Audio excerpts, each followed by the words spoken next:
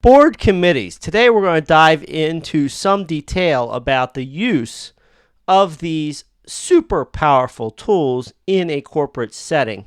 Could also possibly used in an LLC that has a board, although I think it's much more rare there. Not all LLCs have a board, and then much rarer would those LLCs with a board have a committee of the board, although theoretically possible. So let's dive in a little bit today about these boards, the use of committees, and why they're powerful. I'm Shawn McBride. I'm a business lawyer by training. I do corporate law as my day-to-day work. I help business owners and business leaders with their businesses, help them achieve their goals, do a lot of capital raising, funding, and part of that is corporate governance. How does the company run? Committees are something we use periodically to work through issues. Now, if you look at the typical corporate statute, and right now I'm thinking about Delaware. Delaware, of course, is one of the most common states of corporate formation, particularly for bigger companies. We look at the Delaware law, and it allows the establishment of committees, and you can basically delegate board functions from the board to the committee and allow the committee essentially then to act as the board of directors for that particular delegated authority. Now, there are limits which you can't delegate. And if you read the Delaware statute, there's particular things like authorizing the issuance of additional shares of stock. So you can really dig into the details of the corporate statute, know the boundaries. But within those boundaries, you can set up these committees. And then typical bylaws, if you get generic bylaws, they usually say, hey, the board can set up a committee.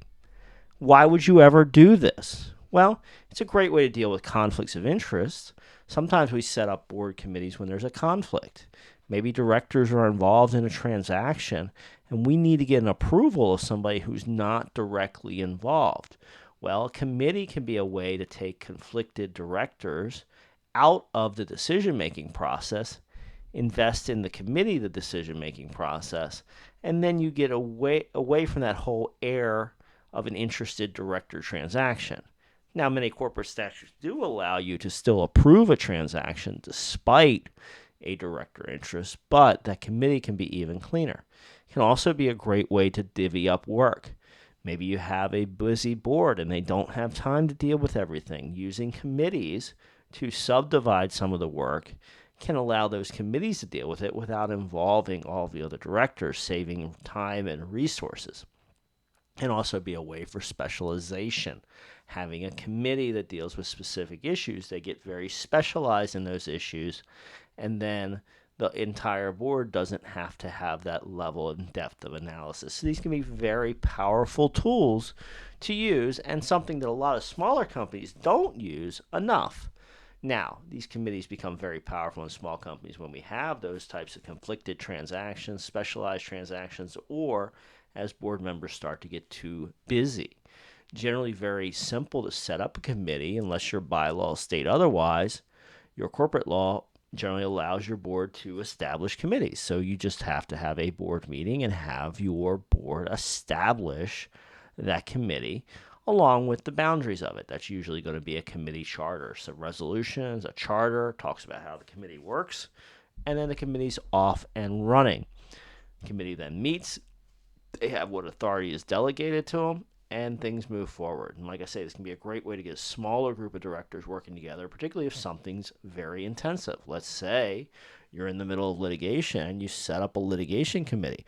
Well, that might be a very intensive activity, right? Not all your board members might be able to do that, particularly if some of them are, part-time directors that just come in for quarterly board meetings. They may not be able to do daily or weekly calls as things change and evolve. But your committee members, you might pick people that can do that type of frequency. So very powerful tool that not enough smaller companies are thinking about. So something I want you to make sure you have in your tool chest.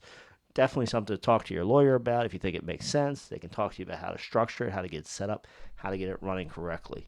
If you have general questions or comments, drop them below. But remember, your questions and comments will not be confidential. Don't put anything there you don't want other people seeing.